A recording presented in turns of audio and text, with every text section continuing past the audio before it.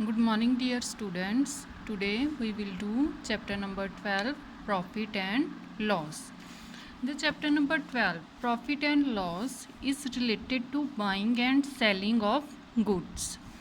Buying का meaning है खरीदना, सेलिंग का मीनिंग है बेचना, एंड गुड्स का मीनिंग है जो हम चीज़ें जो थिंग्स हम अपनी डेली लाइफ में यूज़ करते हैं उनको हम बोलते हैं goods. So in this chapter we will do sums related to buying and selling of goods के चीज़ों को खरीदने और बेचने से जो रिलेटेड सम्स हैं वो हम करेंगे.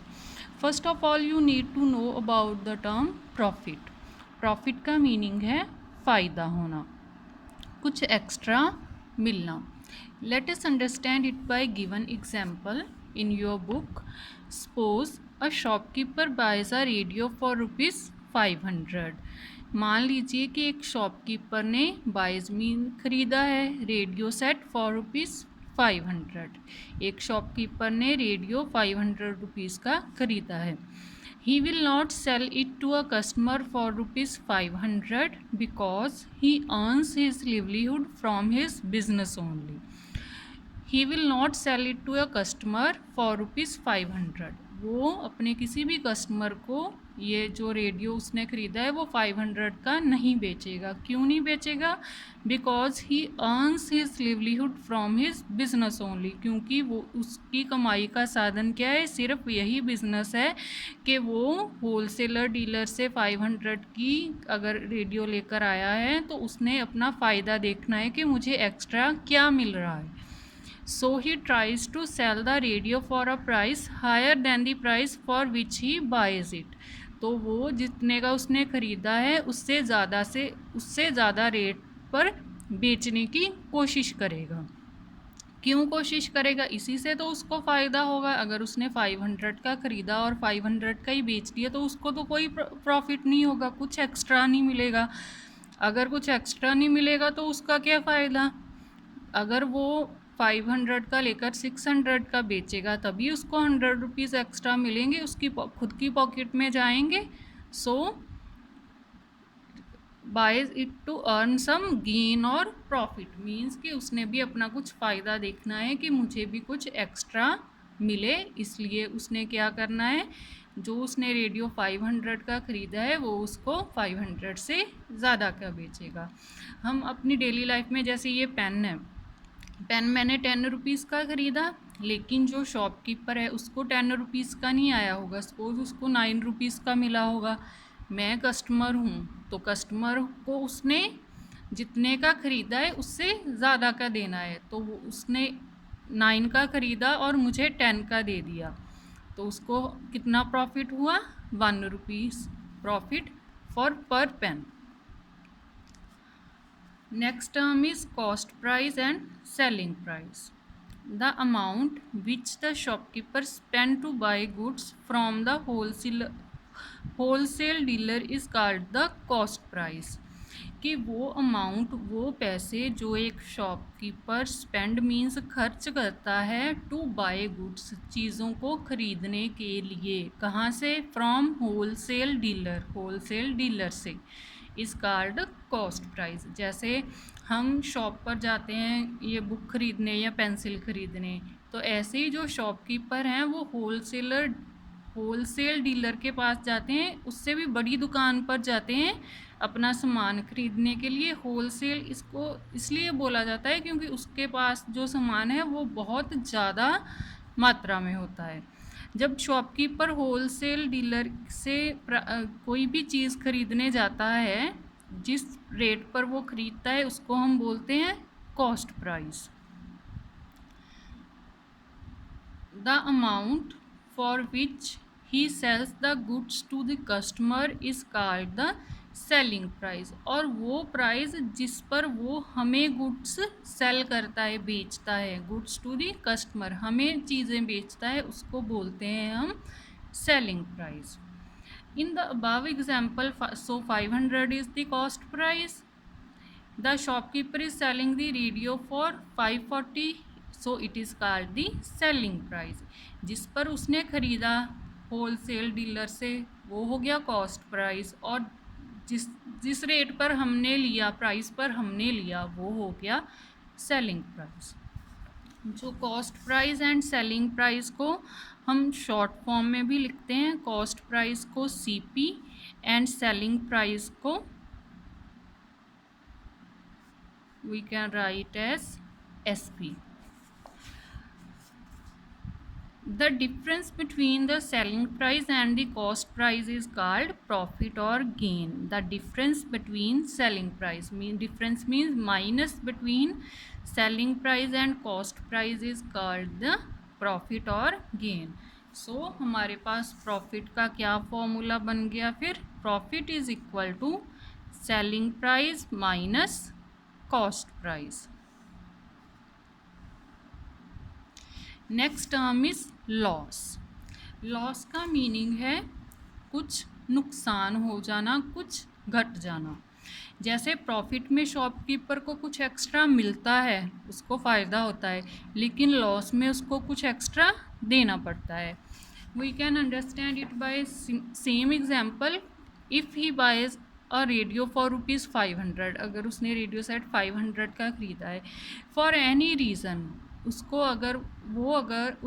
अगर ये रेडियो सेट 450 का बेचना पड़े, if he sells the radio set for 450 rupees, तो ख़रीदा तो उसने 500 का था, लेकिन उसको देना कितने का पड़ा, सेल कितने का करना पड़ा, 450 का।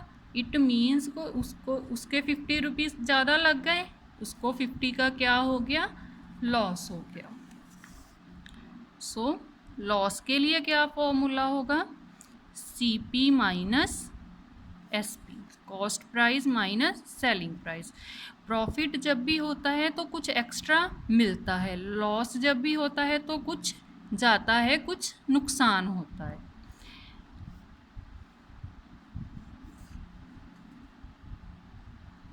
जब आपने सम करने हैं तो हमें कैसे पता चलेगा कि प्रॉफिट हुआ है या लॉस हुआ है? सबसे पहले आपने चेक करना है cost price and selling price में। If selling price is greater than cost price, अगर सेलिंग प्राइस है वो बड़ा होगा कॉस्ट प्राइस से, सेलिंग प्राइस ज़्यादा होगा, कॉस्ट प्राइस कम होगा, तो हमें क्या होगा, प्रॉफिट होगा। सिंपल आपने क्या करना है, जो टर्म बड़ी है उसमें से किसको माइनस कर देना है, छोटी वाली टर्म को। अगर कॉस्ट प्राइस ग्रेटर हो गया, अगर कॉस्ट प्राइस बड़ा हो गया सेलिंग प्राइस से, हमने चेक करना है कि कौन सी टर्म बड़ी है। अगर कॉस्ट प्राइस बड़ा हो गया तो क्या होगा, हमें लॉस होगा। और formula greater term minus smaller term.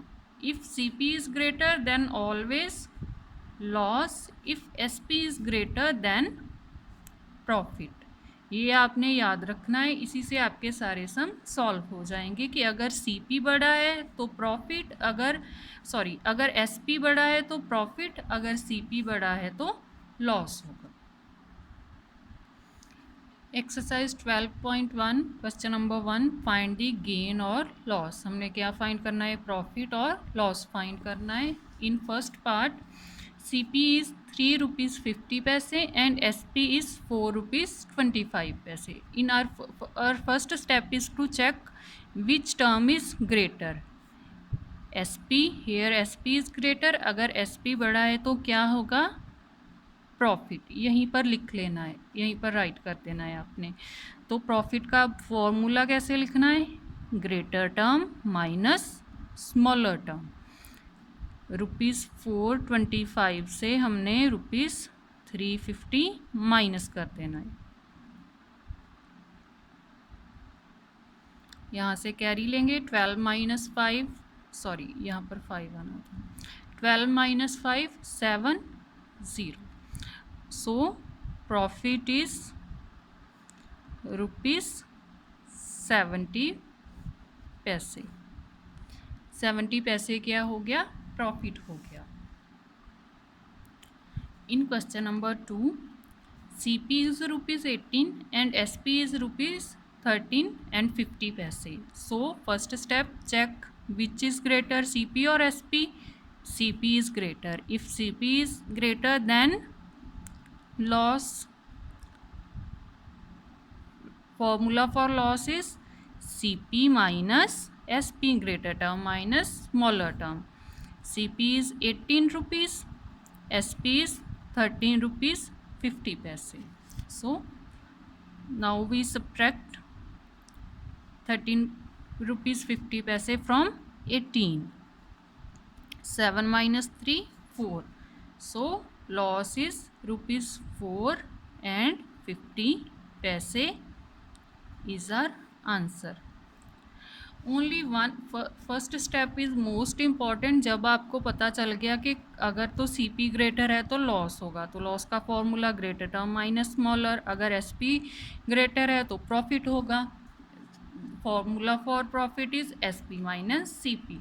Again in question number 3, CP is rupees 435 and SP is 565. So which term is greater?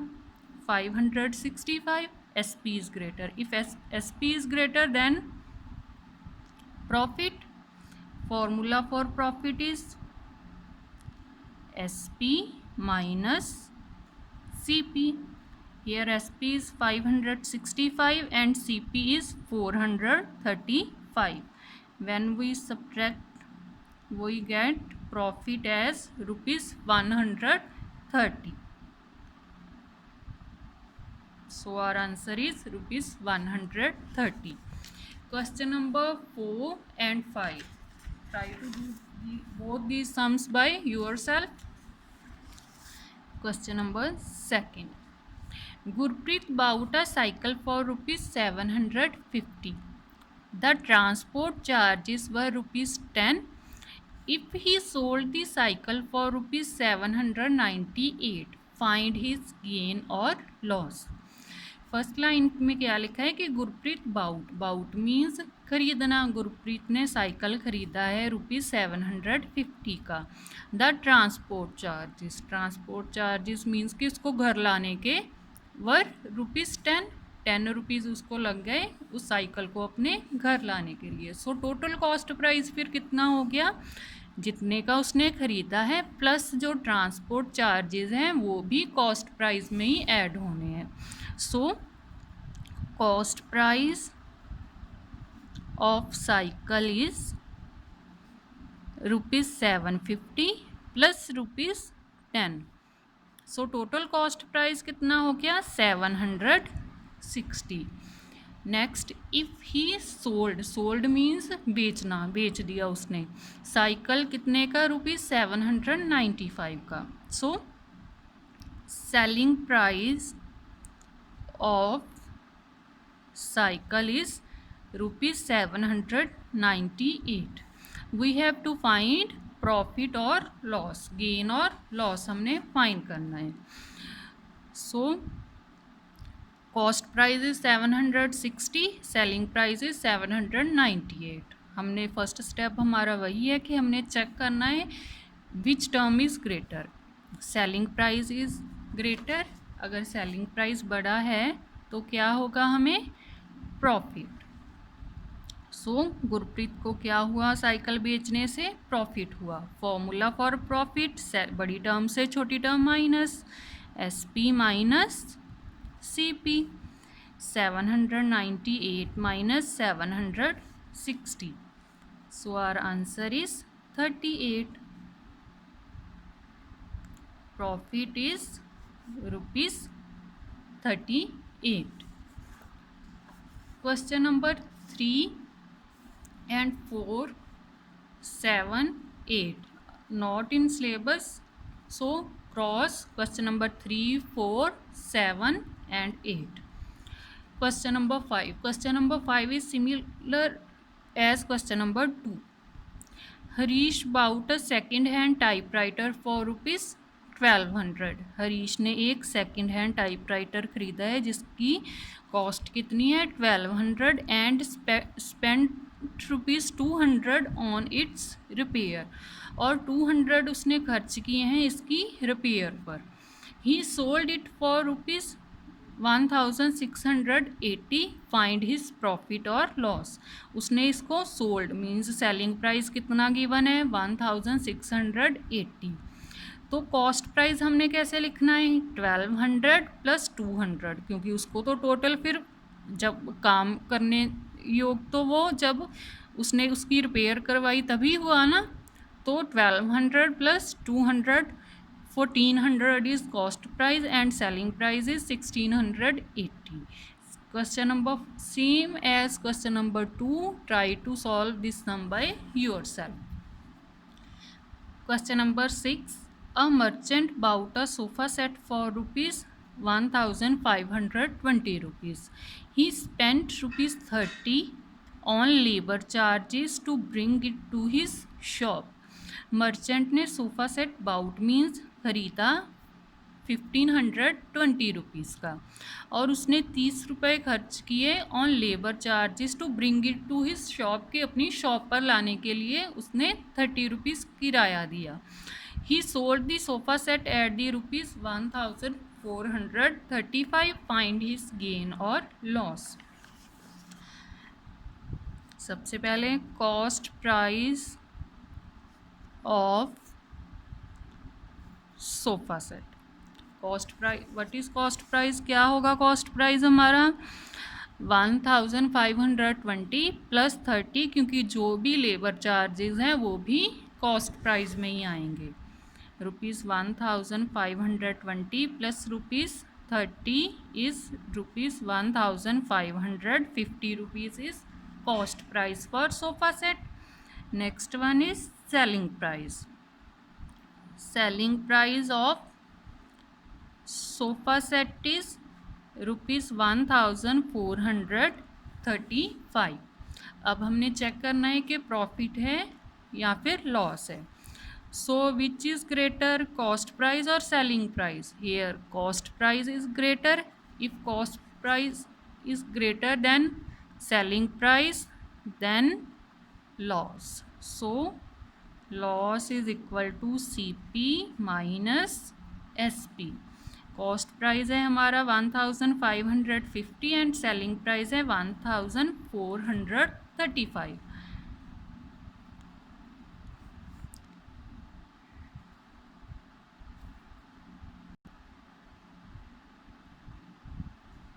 So loss is ₹115 rupees का लॉस हुआ मर्चेंट को जब उसने सोफ़ा सेट खरीदा।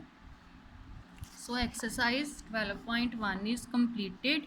सिंपली आपने एक ही चीज़ याद रखनी है इसमें, if selling price is greater then profit SP minus CP, if CP cost price is greater then loss, loss का क्या फॉर्मूला हो जाएगा फिर CP minus SP।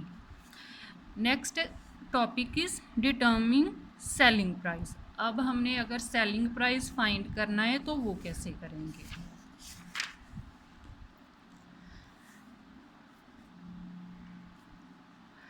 Selling price is equal to cost price plus gain. Selling price जब अगर हमें gain profit हुआ हो तो हमने CP में कॉस्ट प्राइस में उसको प्लस कर देना है, तो हमें क्या फाइंड हो जाएगा selling price. If loss is given, अगर हमें लॉस दिया हुआ है तो कॉस्ट प्राइस से हमने लॉस को क्या कर देना है सब्ट्रैक्ट कर देना है, तो हमें सेलिंग प्राइस फाइंड हो जाएगा। 2 फॉर्मूलाज हैं। फर्स्ट वन इज़ अगर तो प्रॉफिट हुआ तो हमने कॉस्ट प्राइस में प्रॉफिट को प्लस कर देना है, लेकिन अगर लॉस हुआ तो कॉस्ट प्राइस में से लॉस को माइनस करने से हमें सेलिंग प्राइस क्या हो जाएगा फाइंड हो जाएगा। इन 2 फॉर्मूलों से ही हमारी एक्सरसाइज 12.2 सॉल्व हो जाएगी। In exercise 12.2 question number 1, a merchant bought a cement bag for rupees 399.50. He sold it at a profit of rupees 10.50. Find the selling price of the cement bag. अब हमने find करना है selling price इसमें। A merchant bought a cement bag for rupees 399 and 50 पैसे. It means के cost price क्या है cement bag का? Cost price of cement bag is rupees 399 and 50 पैसे. And profit is rupees 10 and 50 पैसे. हमने फाइंड क्या करना है? Selling price. प्रॉफिट हुआ है तो हमने कॉस्ट प्राइस में प्रॉफिट को क्या करना है? प्लस करना है. यही फॉर्मूला है हमारा, कॉस्ट प्राइस प्लस प्रॉफिट. सो कॉस्ट प्राइस क्या था हमारा? 399 रुपीज़ 50 पैसे प्लस 10 रुपीज़ 50 पैसे. So our answer is 410 rupees. Therefore selling price of cement bag is 410 rupees. Question number 2 is similar as question number 1. Ashu bought a cow for rupees 1850 rupees. Means के cow का cost price क्या है? 1850 rupees. CP is given, cost price is given. He sold it at profit of rupees 170. अब उसको profit कितना हुआ? 170 rupees. उसने 170 profit पर बेच दी, sold. Find the selling price of the cow. Selling price ही फाइंड करना है. कॉस्ट प्राइस भी गिवन है, प्रॉफिट भी गिवन है. दोनों को ऐड कर कर हमारा क्या आ जाएगा? Selling price. You can solve this sum by yourself. Now moving on question number 3. A fruit seller bought 15 dozens of bananas at the rate of rupees 5.75 per dozen. इसका क्या मीनिंग है कि एक फ्रूट सेलर ने 15 dozen bananas खरीदे हैं. एक dozen bananas का रेट क्या है? रुपीज़ 575. तो पहले हम कॉस्ट प्राइस ही फाइंड कर ले बनानास का. सबसे पहले कॉस्ट प्राइस ऑफ 1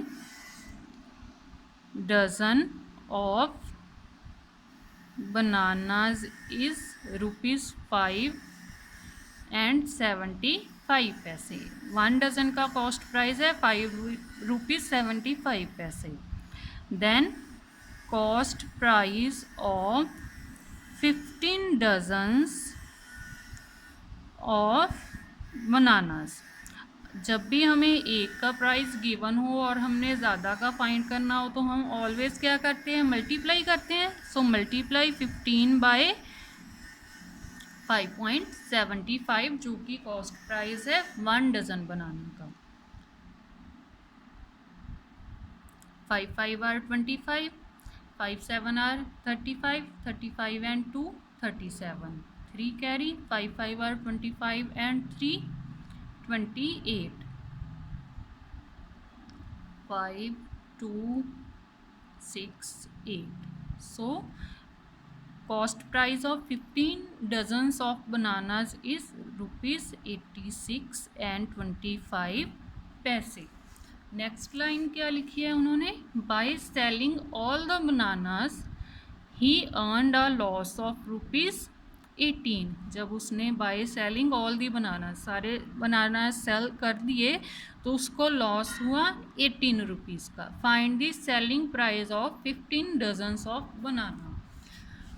हमने फाइंड करना है सेलिंग प्राइस. लॉस हुआ उसको 18 रुपीज़ का. जब हमने सेलिंग प्राइस फाइंड करना है, कॉस्ट प्राइस गिवन है और लॉस हुआ है, तो हम कॉस्ट प्राइस में से लॉस को क्या करते हैं? Minus. Formula is CP minus loss. So rupees 86 and 25 में से आपने 18 को माइनस कर देना है. And our answer is rupees 68 and 25. So selling price of 15 bananas is 68 rupees and 25 paise. Next one is question number 4. Hari bought a television set for rupees 7,200 and sold it at a price of rupees 300 at a profit of rupees 300. हरी ने एक television set खरीदा 7,200 का और उसको बेच भी दिया और उसको प्रॉफिट कितना हुआ rupees 300. If he had sold the television set for rupees 8,200, how much more profit would he have earned? उन्होंने बोला कि अगर वो अपने टेलीविज़न सेट को 8,200 रुपीज़ पर बेचता तो उसको कितना और ज़्यादा प्रॉफिट होता. मच मोर प्रॉफिट हमने वो फाइंड करना है. तो सबसे पहले हमारा काम क्या है, जो फर्स्ट लाइन दी गई है, हरी ने बाउट किया टेलीविज़न सेट 7,200 का और प्रॉफिट हो गया उसको 300 का. लेकिन हमें ये तो नहीं पता ना कि उसने बेचा कितने का. तो सबसे पहले हमने सेलिंग प्राइस फाइंड करना है. सबसे पहले cost price of television set. Cost price of television is rupees 7,200 and profit of rupees 300 and selling price cost price plus profit, cost price plus profit. अब कॉस्ट प्राइस कितना है 7,200 and profit कितना है 300 का. तो हमारा सेलिंग प्राइस कितना हो गया 7,500. इट मीन्स जब उसने अपना टेलीविज़न है अगर वो 7,500 का बेचा तो उसको प्रॉफिट हुआ 300 का. लेकिन वो नेक्स्ट लाइन में बोल रहे हैं कि अगर वो 8,200 का बेचता तो उसे कितना ज़्यादा प्रॉफिट होता, वो हमने फाइंड करना है. तो if SP is equal to 8,200 then more profit हमने फाइंड करना है. तो कैसे करेंगे फाइंड. 8,200 से हमने 7,500 को माइनस कर देना है. माइनस कर हमारा आंसर आ गया 700. अगर वो अपना जो टेलीविज़न सेट है अगर 8,200 का बेचता 300 तो पहले ही प्रॉफिट हुआ है उसको 700 और हो जाता है. यही हमने फाइंड करना था इस सम में. So exercise 12.2 also completed. आपने ये सारे सम खुद ट्राई कर देखने हैं.